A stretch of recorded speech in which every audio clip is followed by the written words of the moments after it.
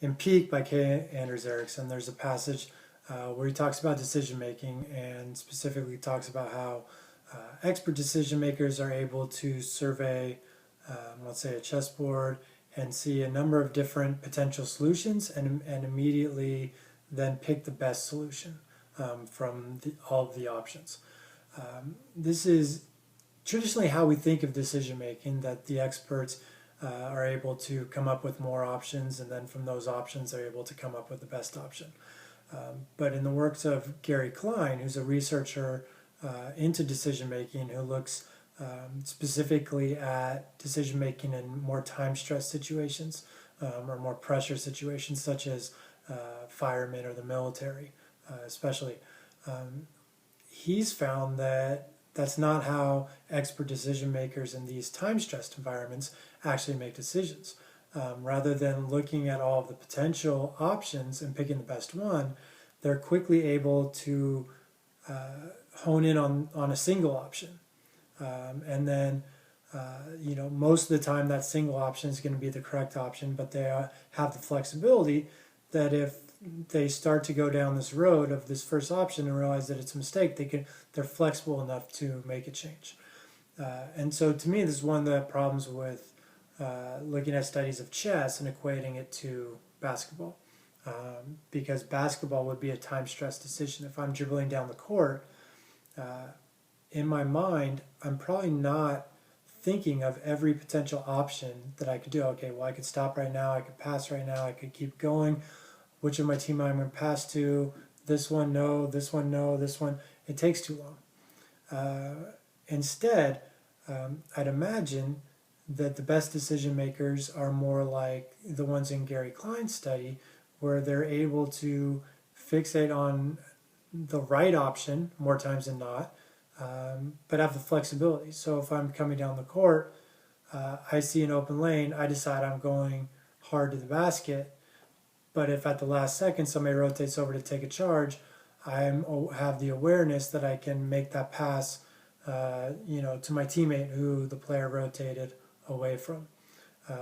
So it's not that I, deliberated between 3, 4, 10 different options.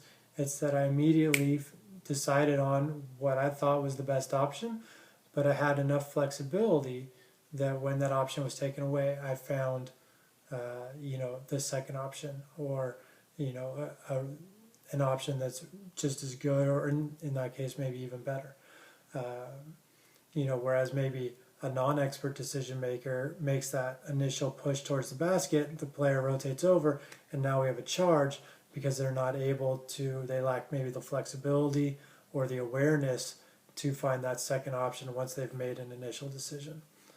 Or it could be that the non-expert decision makers make the wrong choice initially, so maybe they dribble themselves into trouble, and that's why they pick up a charge as opposed to choosing the right option, which maybe had been an early pass or something like that.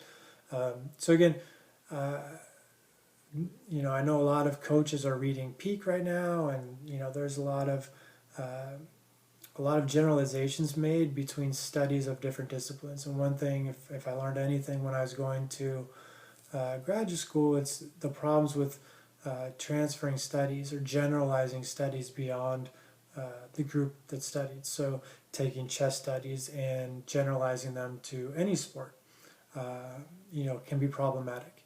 And I think this is one instance, where the studies that, Ericsson talks about, especially the chess studies, may not transfer to basketball because of the time stress. Because, you're making decisions in split seconds, and often with imperfect information. A chess player, when they're looking at a chessboard, all the information is in front of them. Whether they're able to use all the relevant information, whether they're able to chunk the information correctly,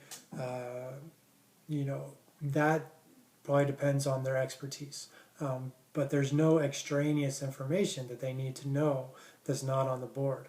Whereas when we're making a decision in basketball, not all the information may be within your sight lines.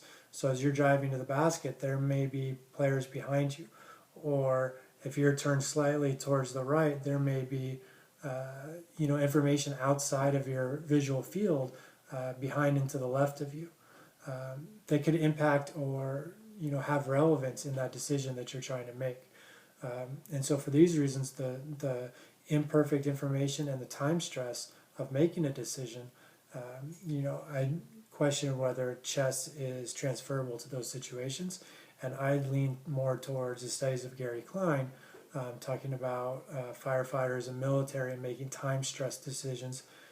And ultimately, I think that's how basketball players make their decisions is, and the best decision makers consequently then are the ones who can, see the information in front of them and make the best decision or choose the best option more times than not. Whereas those who are non-expert decision makers likely see the same information and make wrong choices more often than the expert decision makers. So the expert decision makers under time stress condition and the pressure of executing physical skills with their cognitive perceptual skills, they choose the best option more times than not, and then two, they have the flexibility that after they've chosen that option, if something changes, they're able to change with the changing environment, and recalculate and make a subsequent decision that may prove to be the better decision once the environment has changed to take away the first option.